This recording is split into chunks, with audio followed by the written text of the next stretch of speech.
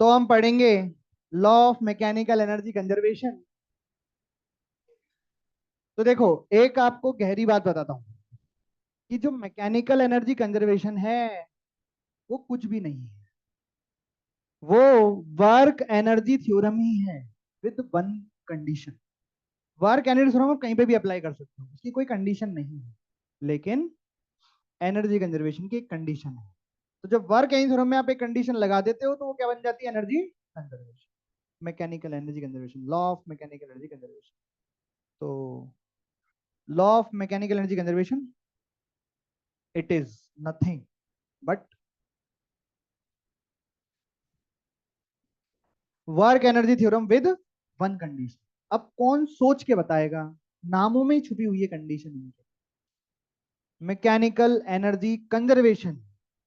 तो ऐसी कौन सी कंडीशन है जो वर्किंग थ्योरम पे आप लगा दोगे और वो बन जाएगा law of mechanical energy conservation? बताओ। तो मैं बताता हूं मैं बताता हूं। इधर देखो, सबसे पहले ये बताओ मैकेनिकल एनर्जी क्या होती है? किसी भी सिस्टम की kinetic energy plus potential energy, kinetic energy और पोटेंशियल का समेशन मैकेनिकल एनर्जी कहलाती है। कोई भी और अलाउड नहीं है ना? ये होती है मैकेनिकल एनर्जी। हम पढ़ रहे हैं मैकेनिकल एनर्जी कंजर्वेशन क्योंकि एनर्जी तो हमेशा ही कंजर्व है। मैकेनिकल एनर्जी कब कंजर्व होगी वो पढ़ रहे हैं। समझ में आई बात? तो देखिए इधर, अब सुनो ध्यान से। हम जानते हैं कि वर्क एनर्जी थ्योरम क्या होती है? वर्क डन टोटल बराबर डेल्टा के। हमने टोटल वर्क डन का मतलब है जितने भी तरह के फोर्स लग रहे हैं उन सभी का वर्क डन। हम जितने भी तरह के फोर्स लग रहे हैं उन फोर्सेस को दो कैटेगरी में डिवाइड करते हैं इस चैप्टर में। कौन कौन?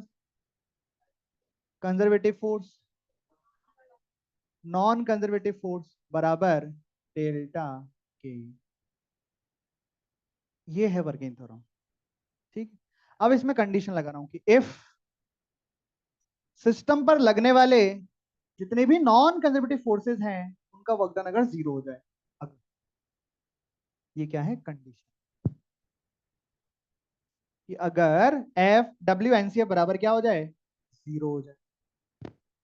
अच्छा, मैंने क्या बोला? सिस्टम पर लगने वाले नॉन कंजर्वेटिव फोर्स जीरो हो जाए? नहीं, ये नहीं बोला मैंने।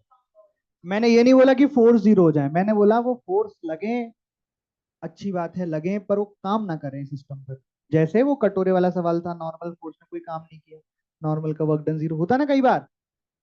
ग्रेविटी का वर्क डन, ग्रेविटी तो अच्छा फोर्स है, वो तो उसके हमें कोई दिक्कत नहीं, नॉर्मल रिएक्शन का वर्क डन जीरो आता है, और भी कई सारे फोर्स का वर्क डन जीरो आता है। तो हमें कह रहे हैं कि नॉन कंजर्वेटिव फोर्स लगे, कोई दिक्कत नहीं है, बस वो काम ना करें। अगर वो काम नहीं करेंगे तो क्या होगा बताओ? ये जीरो हो जाएगा। तो हमारी जो वर्किंग थ्योरम बन जाएगी,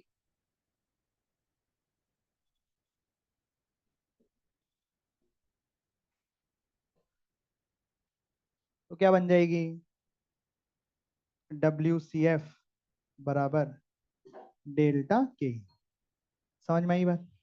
अब मैं इस चीज को अगर इधर ले जाऊं तो ये बन जाएगा जीरो बराबर डेल्टा के minus WCF, work done by conservative force. सही है क्या? और जब पोटेंशियल एनर्जी की डेफिनेशन लिखी थी, चेंज इन पोटेंशियल एनर्जी, ऐसे सामने बैठो ना, सीधा बैठो। क्या लिखी थी? Work done by the conservative force. बताओ, खड़े हो जाओ। नहीं नहीं, वो बताएंगी। चेंज इन पोटेंशियल एनर्जी की डेफिनेशन क्या थी? वेरी गुड, इधर देखो।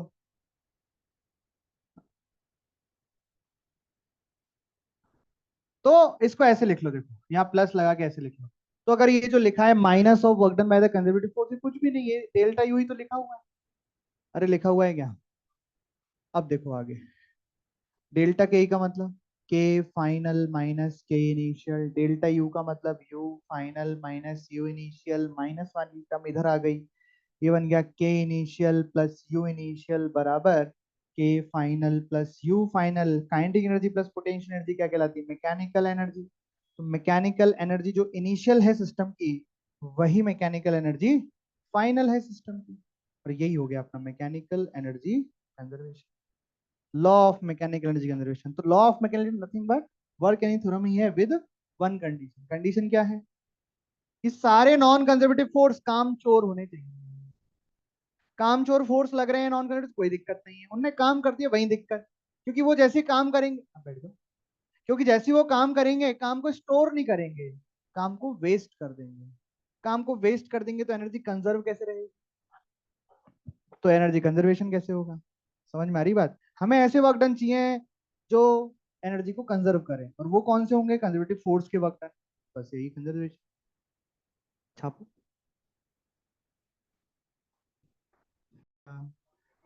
क्वेश्चन नंबर बताओ कौन सा चलेगा।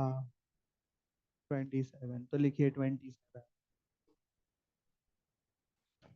मैं पहले 3 सवाल करा रहा हूं, तो एक करने के लिए नहीं दे रहा हूं क्योंकि ऑलरेडी करा चुका हूं, ये सुनने के लिए दे रहा हूं, समझने के लिए दे रहा हूं, तो सुने और समझे।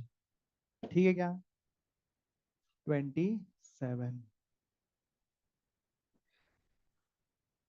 ये वाला।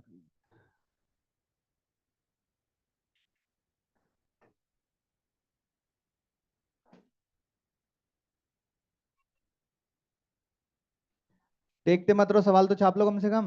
मैं बोल रहा हूँ करे हुए करा रहा हूँ यार। जब तक सवाल छापने का मौका मिल रहा है छाप लिया करो, फिर समझ लिया करो, फिर छाप लिया करो।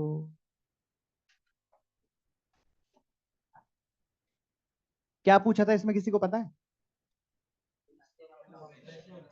और कौन ऐसा है जिसको आंसर भी याद है कि सर इसका आंसर ये आया था, कौन इतना अच्छे नोट्स पढ़ता है, क्या आया था। Very good. तो क्वेश्चन लिखो। Find maximum compression in spring.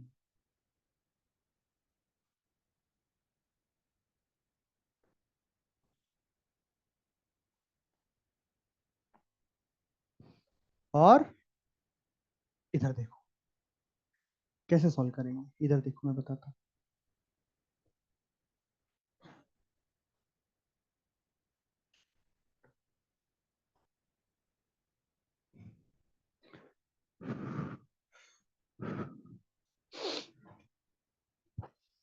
Work and theorem से तो करा ही दिया था। अब मैं एनर्जी कंजर्वेशन, लेकिन एनर्जी कंजर्वेशन हमेशा नहीं लगती है, एनर्जी कंजर्वेशन में कंडीशन लगती है, कंडीशन सेटिस्फाई होनी पड़ती है तब एनर्जी कंजर्वेशन, नहीं तो वर्किंग थ्योरम तो हमेशा लगती है। चलिए, तो सबसे पहले फाइनल सिचुएशन देखो, है सेम टू सेम, कुछ ज्यादा अंतर नहीं है। तो फाइनल सिचुएशन क्या बनेगी कि स्प्रिंग जो है एक्स पिचक गई, सही है क्या।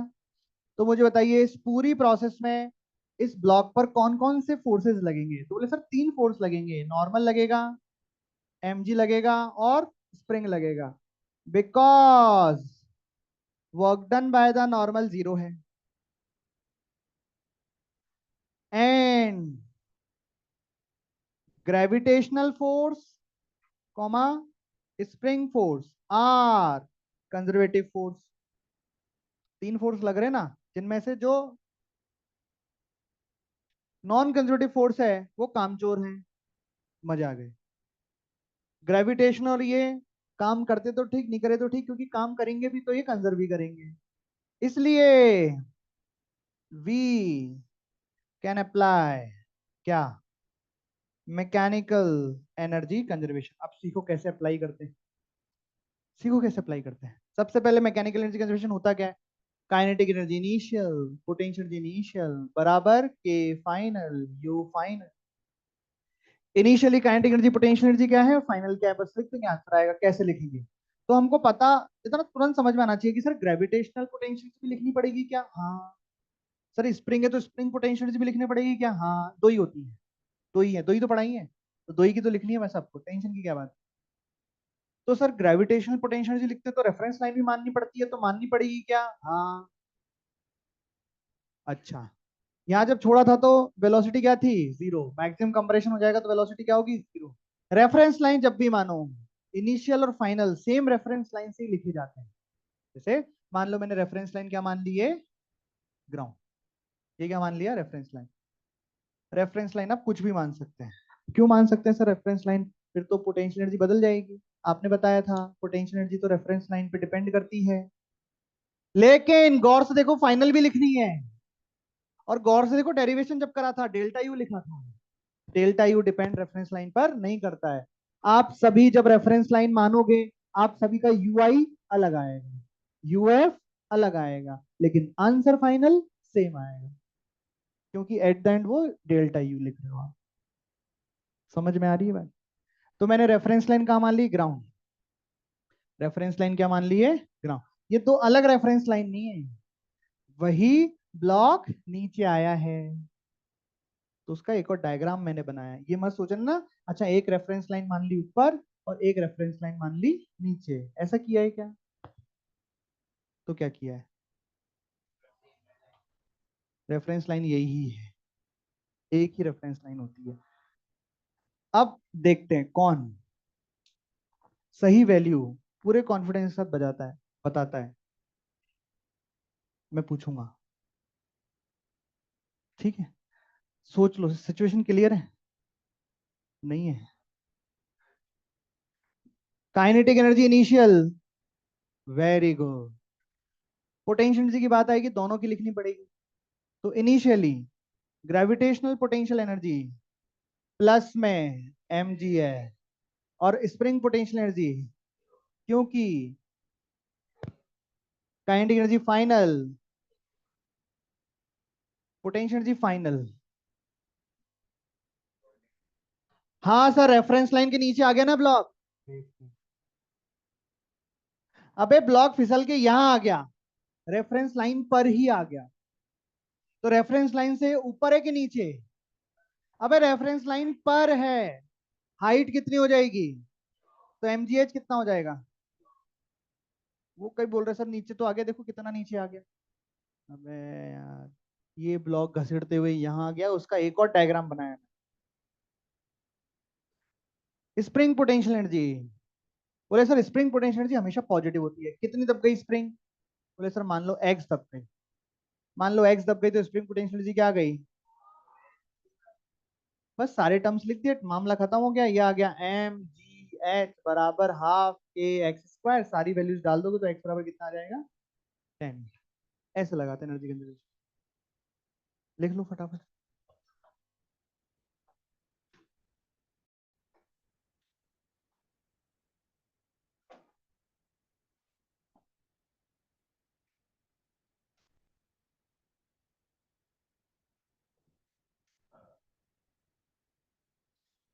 ये वाला भी आपने किया हुआ है।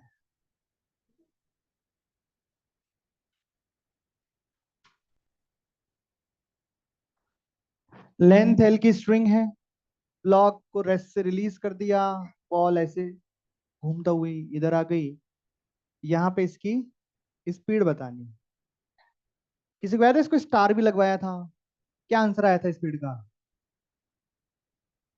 Very very good, very good, very good, हो गया हो गया। चलिए, बन गया डायग्राम।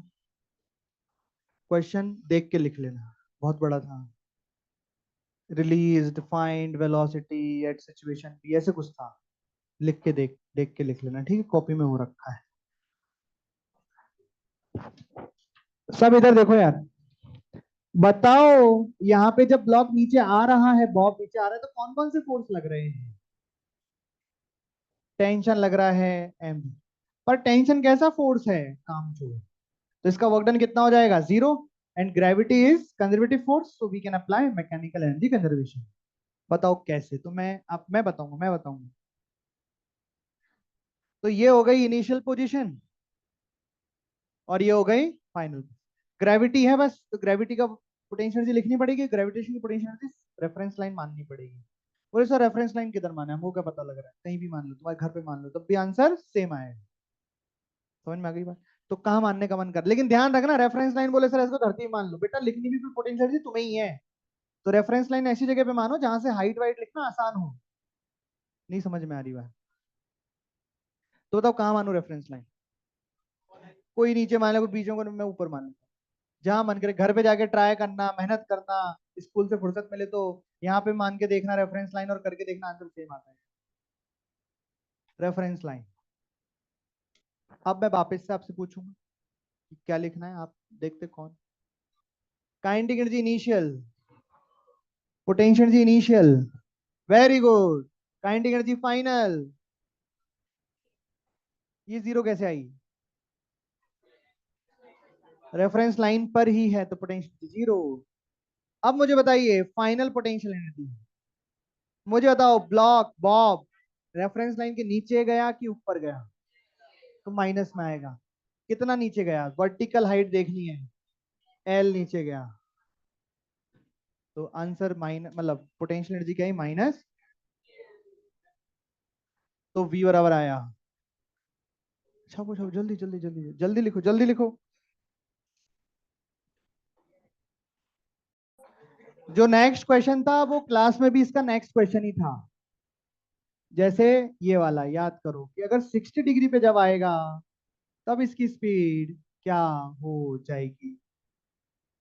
कैसे करेंगे बताओ, करके दिखाओ जल्दी से, तुम करके दिखाओ। आंसर तो तुम्हें पता ही है, तुम करके दिखाओ।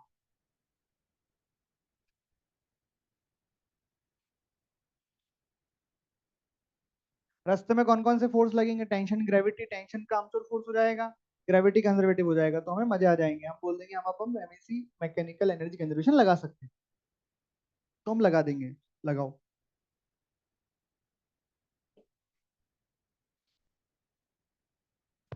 मैकेनिकल एनर्जी कंजर्वेशन होती है kinetic energy initial plus potential energy initial बराबर के फाइनल प्लस यू फाइनल।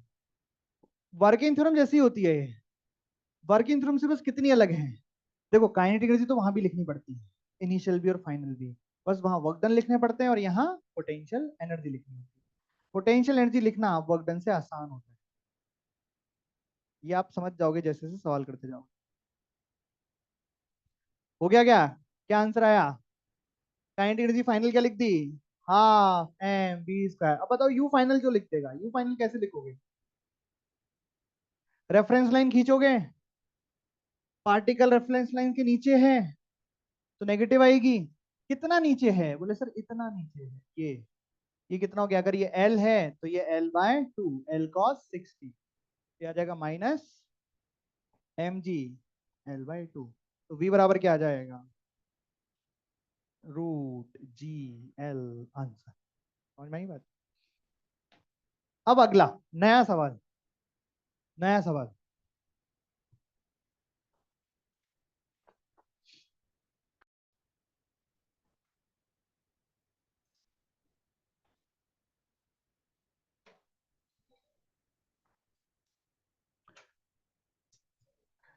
अच्छा मजे की बात, क्या मजे की बात, जो क्वेश्चन हम करा रहे हैं इस क्वेश्चन का डायग्राम आपने पहले देखा हुआ है।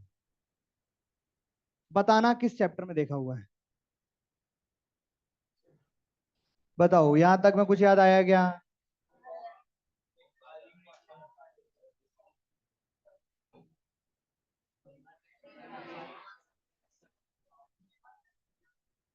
अच्छा तो ये बताओ इसमें क्या फाइंड किया था आपने वहां पे? वहां पे आपने इस सवाल में क्या फाइंड किया था? स्पीड। स्पीड तो आप फाइंड करके दिखाते, वहां तो छोड़। अबे इलोंगेशन तो निकालना पड़ा था, हमने बताया था, फाइंड किया था instantaneous acceleration. Find acceleration of the ring at this instant, ये फाइंड किया था। उसको फाइंड करने के लिए एक्सटेंशन इलोंगेशन निकालना पड़ा था। यहाँ पे अब वो नहीं निकालेंगे, एक्सेलरेशन थोड़ी निकालेंगे यहाँ, यहाँ कुछ और नहीं। तो यहाँ क्या लिख, पहले क्वेश्चन लिख। रिंग का मास एम, एंगल थीटा, ये के, ये वाली लेंथ एच बोल दी। मास ऑफ द रिंग बोला है 16 केजी, थीटा है 37 डिग्री, एच बराबर है 2 मीटर, के बराबर है 100 न्यूटन पर मीटर। Ring is released. बताओ रिंग को रिलीज कर देंगे, रिंग किधर भागेगी? लेफ्ट की तरफ भागेगी। जब लेफ्ट की तरफ भागेगी तो इसका एक्सलेशन होएगा, वेलोसिटी बढ़ेगी। Find the velocity of the ring when it passes through point O. Find velocity of the ring at point O. करो देखो कौन करना है। वेलोसिटी बतानी है पॉइंट ओ पर रिंग की। यहाँ रिंग पर कौन कौन से फोर्स लगेंगे? नॉर्मल लगेगा, mg लगेगा, स्प्रिंग फोर्स लगेगा। यहाँ पे नॉर्मल कितना काम करेगा? क्यों जीरो क्यों? डिस्प्लेसमेंट आगे है, नॉर्मल ऊपर है। Very good. तो कामचोर फोर्स का कोई काम नहीं है यहाँ पे। नॉन कंजर्वेटिव फोर्स का यहाँ पे कोई काम नहीं है, कोई भी वर्क डन उसका नहीं है, तो हम यहाँ पे मैकेनिकल एनर्जी कंजर्वेशन लगा सकते हैं। तो लगाओ मैकेनिकल एनर्जी कंजर्वेशन।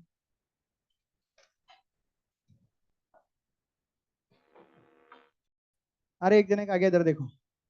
तो सबसे पहले मसाले तैयार करने पड़ेंगे, क्योंकि हमें सब सब सबकी चीजें लिखनी है। तो हमें पोटेंशियल एनर्जी ग्रेविटी की भी लिखनी है, तो रेफरेंस लाइन भी चाहिए। स्प्रिंग की पोटेंशियल एनर्जी लिखनी है, तो उसमें लॉन्गेशंस भी चाहिए। तो पहले मसाले चाहिए। अरे हाँ कि ना? तो रेफरेंस लाइन मान लीजिए, मैं ये मान लेता हूँ। अच्छा, रेफरेंस लाइन ऐसे ही मान सकते हैं क्या ये? क्यों क्यों? अच्छा, बस सबको पता है बस। Very good. तो reference line gravitational potential energy के लिए तो ऐसी मान ली। इलोंगेशन भी देखते हैं। अच्छा, इसकी फाइनल पोजीशन क्या होगी? अच्छा, क्वेश्चन थोड़ा सा अधूरा रह गया। क्वेश्चन थोड़ा सा अधूरा रह गया। मैंने क्या बोला था? फाइंड एट पॉइंट ओ, और नीचे ऐसा ब्रैकेट में लिखा हुआ है, नीचे ब्रैकेट में लिखा हुआ है कि, ब्रैकेट में ऐसा लिखा हुआ है कि natural length of the spring is 2 metre. बहुत जरूरी जानकारी देने से रह गई, उसके लिए बहुत बहुत खेद है, पर अब करके दिखाओ। Very good very good very good, यही चाहिए था। Natural length of the spring is 2 metre. It is given, it is given. Natural length of the spring is 2 metre, it is given. ठीक है क्या? वेरी। अगर इस वजह से आप अटके हुए थे, तो आप एकदम सही कर रहे थे। Very good. अब फिर से ट्राई करो एक बार। सब इधर देखो, बहुत बढ़िया सवाल है। इनिशियली यहाँ से रिलीज किया है, तो रिंग फिर फिसलते फिसलते यहाँ आ जाएगी। जब रिंग यहाँ पे आ जाएगी, तो इसके पास कुछ वेलोसिटी अचीव कर लेगी, और इसकी स्प्रिंग ऐसी हो जाएगी। और ऐसा कहा गया है कि इसकी नेचुरल लेंथ 2 मीटर है। और ऐसा देखो कितनी सौभाग्य की बात है हमारे, कि एच भी 2 मीटर है। इसका मतलब जब स्प्रिंग यहाँ पे आएगी, तो वो अपनी नेचुरल लेंथ में आ चुकी होगी। ऐसा किस्मत से हुआ है, जरूरी नहीं ऐसा होता। हो सकता है नेचुरल लेंथ बोल देते कि 1 मीटर है, और अभी 2 मीटर होता, तो अभी भी लॉन्गेशन रहता। तो ये सवाल से समझना रहेगा। अरे ठीक है क्या? अब यहाँ पे तो इसका नेचुरल लेंथ भी आ गई, तो इलॉन्गेशन जीरो हो गया। बहुत मजे आ गए, क्योंकि हमारी जो potential energy of the spring होती है वो हाफ एक्स स्क्वायर होती है, और एक्स वहां पे लॉन्गेशन होता है। लेकिन हमें यहाँ पे जो अभी कितना इलॉन्गेशन है वो निकालना पड़ेगा। तो मान लेते हैं कि अभी स्प्रिंग की लेंथ कितनी है इस केस में? एल। और हम रिलेशन लिखेंगे या ट्राइंगल बना के, तो क्या लिखेंगे? एल कॉस थीटा बराबर एच। एल कॉस थीटा बराबर एच। कॉस 37 हो जाएगा 4/5। एच कितना हो जाएगा? 2। तो एल बराबर कितना हो जाएगा? क्या ये इलोंगेशन है? नहीं, ये तो स्प्रिंग की लेंथ है। इलोंगेशन कितना होगा? Length minus natural length. 2.5 minus 2, 0.5 metre. ये इलोंगेशन आएगा। 0.5 मीटर इलोंगेशन आएगा। ये तो स्प्रिंग की लेंथ है 2.5 मीटर। और ये कॉन्सेप्ट एनएलएम का है, यहाँ हमने नहीं सीखा वर्क पावर एनर्जी, ये हम सीख चुके हैं, जानते थे हमें पहले से। अब सबको एक साथ बोलना है। Kinetic energy initial, potential energy में दोनों की लिखेंगे, ग्रेविटी की भी, और ये हमने रेफरेंस मान लिया। तो पहले ये रेफरेंस लाइन पे ही है, तो ग्रेविटी की 0, स्प्रिंग की हाफ के 0.5 का square. Done. Done. Kinetic energy final half M V square, potential energy initial, sorry potential energy final. तो ग्रेविटी की तो फाइनल भी 0, क्योंकि है तो रेफरेंस लाइन पे ही। और मजे की बात ये हो गई कि स्प्रिंग अपनी नेचुरल लेंथ पे आ गई, तो वो भी 0 गई। सवाल खत्म। इतना ही सही था, इतना सही था। और इसमें सब में वैल्यू डाल देंगे, हाफ, 100, 0.5 का स्क्वायर बराबर हाफ 16 वी स्क्वायर, और वी यहां से आ जाएगा आपका 1.25 मीटर पर सेकेंड। ऐसे समझ में आई बात कि नहीं आई? बढ़िया, सिंपल था ना? एक और करके देखो। अच्छा, कोई ये सोच रहा है कि सर आपने कहा कि mechanical energy conservation is nothing but work in theorem with one condition. तो इस सवाल को वर्क इन थ्योरम से कर लो ना भाई, वर्क इन थ्योरम तो सब पे लग सकती है, एनर्जी कंजर्वेशन की कंडीशन है, तो वर्क इन थ्योरम इस पे लगाओगे ना तो दिक्कत क्या आएगी पता है? वहां पे लिखना पड़ेगा आपको work done by spring force, और work done by spring force यहाँ लिखना बहुत कठिन पड़ जाएगा आपको। वो में तो बहुत अच्छे से लिखना आता है जब स्प्रिंग को आप खींच देते हो या दबा देते हो, मतलब स्प्रिंग के अलोंग ही चलते हो, लेकिन यहाँ स्प्रिंग कैसे चली है? ऐसे टेढ़ी हुई है। तो यहाँ जब आप डिस्प्लेसमेंट लिखना चाहोगे, फोर्स लिखना चाहोगे, तो सब ऐसे टेढ़े टेढ़े आएंगे, कंपोनेंट करने पड़ेंगे और बहुत कठिन हो जाएगा मामला, और इंटीग्रेशन करना पड़ेगा फिर। समझ में आई बात? और पोटेंशियल एनर्जी लिखना कितना आसान हो गया, केवल ये देखनी है कि यहाँ पे लॉन्गेशन कितना है और देखनी यहाँ कितना है, हाफ कितना, तो ये आसान हो गया। पोटेंशियल एनर्जी लिखना आसान पड़ता है वर्क डन लिखने से। सिंपल में तो ठीक है, पर जब कठिन वर्क डन लिखने में आएंगे, जब कल और सवाल कराऊंगा मैं, जब जब जब कठिन वर्क डन की जरूरत पड़ेगी, जब निकालना पड़ेगा, तब पोटेंशियल एनर्जी से बहुत आसानी से वो हो जाता है। समझ में आएगी बात? तो एक सवाल लिख के ले जाओ, कल भी क्लास है ना?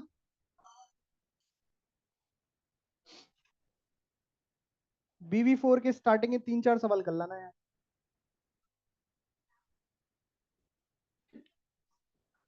जितने मन करे, वैसे भी करके तो लाने नहीं है।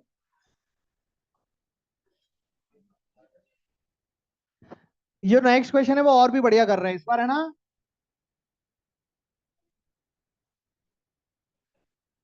मतलब मजे हैं बस, और कुछ नहीं। इस बार क्या किया है,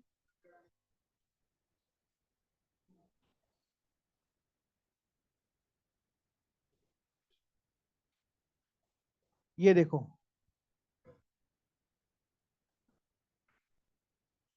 रिलीज्ड, क्वेश्चन वही है।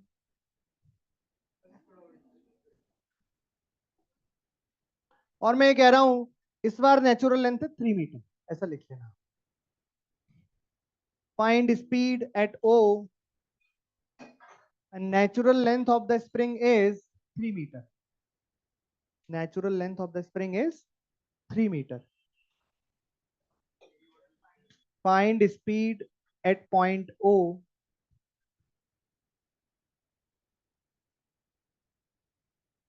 Find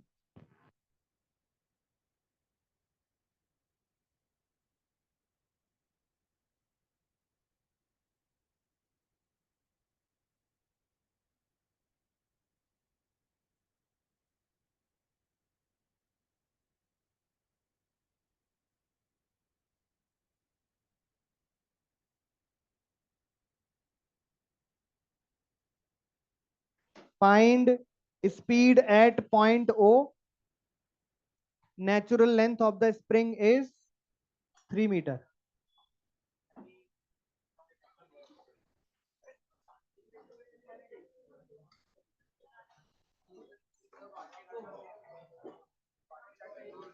हाँ बाकी लिख तो रखा है, सेम नहीं है, चेंज कर दिया एच।